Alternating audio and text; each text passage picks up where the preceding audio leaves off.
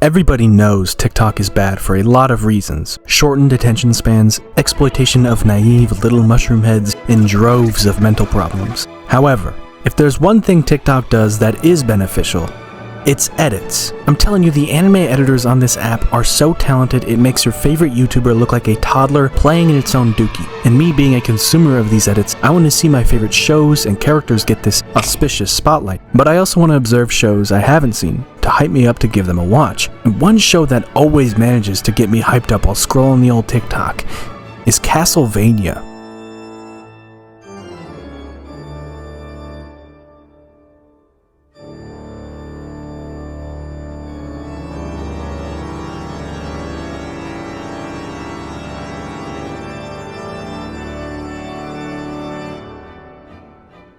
Castlevania kinda sits in the awkward position where it's not an anime and it's not an American cartoon. It's an animated series based off of a video game, and even more perplexing than its status is the video game it's based off of, Castlevania, because the last installment of the franchise was 2009, and so to everyone's surprise when we heard Castlevania was getting an animated series in 2017, the immediate response was, why?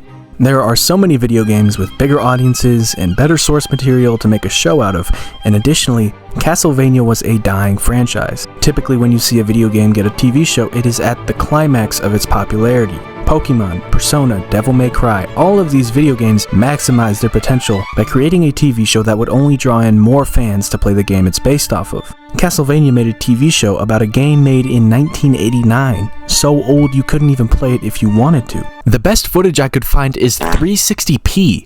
Yoda has better resolution than that. And he's crusty as fuck. But to many surprise, the show exploded in popularity. It brought the style of American comics to the standard of Japanese animation, and put the dark in dark fantasy. The combat is gory and gives that heart-thumping, hair-standing suspense. Whether it's a fight against hellish monsters or alleyway goons, every slash is terrifying, but looking so crisp. Swords, whips, magic, monsters. Castlevania had so much going for it that everyone was asking for a follow-up to the first short season we got. Which brings us to Konami. You see, Konami is a massive company owning hundreds of video game titles, including a few big names: the Silent Hill franchise, Dance Dance Revolution, the Metal Gear franchise, and of course, the Castlevania franchise. But what Konami doesn't want you to know is that they're a bunch of lazy sellouts. Like Trevor Belmont. Coming from a long-lasting history of vampire hunters protecting the people of Wallachia from the hordes of the night, Trevor would rather spend his time drinking and getting into bar fights than doing his job. But that's the thing, it's not really his job anymore. He more or less got fired and has turned into a degenerate, wasting the opportunity that's right in front of him. He could use his abilities to help people in need, protect the innocent, and stand up for justice despite having lost his authority. Nah, I'd rather just stand by and watch them die. Puh. Konami does exactly the same thing, so when a franchise gets really popular like any of these four did, they gouge the loyal fanbase that has been created around it in the form of adaptations. They've done this with all of their big names. Silent Hill got a terrible adaptation. Metal Gear's adaptation was announced years ago but is still in development, and Castlevania was just next up on the chopping block. Just another dying video game franchise to have the nail in its coffin be an awful live-action movie adaptation. And that was initially the plan. In fact, there was a movie in the works, but it went through production hell and eventually fell through. So Konami searched for someone to do something with their angry fanbase nagging at them for a new game. And just when all hope was lost, a savior came knocking on their door. A young woman arrives at Dracula's castle. She claims to be a doctor and wants to learn the technology Dracula has been developing to help the common people of Wallachia. Dracula, of course, has a stick up his rear end because he doesn't like humans. Clearly. But what he didn't know is that there really was a savior knocking on his door. Someone that would free him from his lifetime of loneliness by marrying him. Dracula's life is way better, and it's all sunshine and rainbows. Konami found the same fate in Netflix. Netflix agrees to pick up the Castlevania franchise to make an adaptation, but what nobody expected was what Netflix had been planning. It's around this time, 2017-ish, that Netflix started messing with anime. They bought the rights to these shows and started streaming them. There's a large market of losers out there. Why don't we, instead of streaming shows other people made, just make them ourselves? Cut out the middleman. Obviously this was a risk, and so Castlevania was the first guinea pig of its kind. They made a 4-episode first season, and the rest was history. It was a massive success. Since then, shows like Cyberpunk Edgerunners, Tekken Bloodlines, Dota, Arcane, Tomb Raider would all get the Castlevania treatment because of this strategy. Most of the time, it's hard to get a TV show greenlit with no source material, so Netflix leveraged the existing video game fanbase as the hype men for the show. But if there's one thing you can count on people for, it's being very stupid. Dracula is not gonna be happy about this.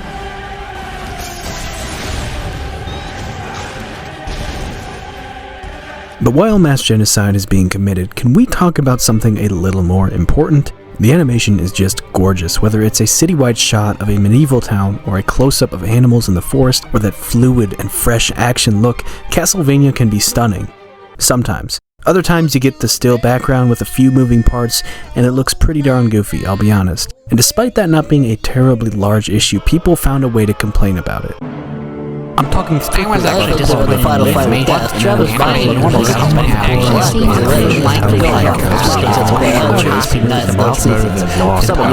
The Simpsons?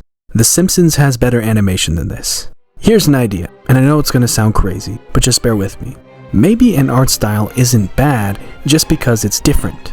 It's not anime, it's not a cartoon, it's somewhere in the middle, and personally I thought it was a breath of fresh air. What I also noticed though is that just like the video game, it has cutscenes. I mean long conversations about stuff that is pretty boring. But then you get to those fights and the boredom quickly fades away. I find it so often that when a fight happens in anime, the worst somebody gets hurt is one of those cuts on their cheek. Like, come on guys, we're fighting with swords and guns here. Either the show is wasting our time, or you guys just suck. Castlevania is super honest with the brutality of these things. Characters will get ripped apart by monsters, get impaled several times, and yes, he just whipped the eye out of that guy's face. And the way Trevor swings that thing around, it looks so cool. Peak game.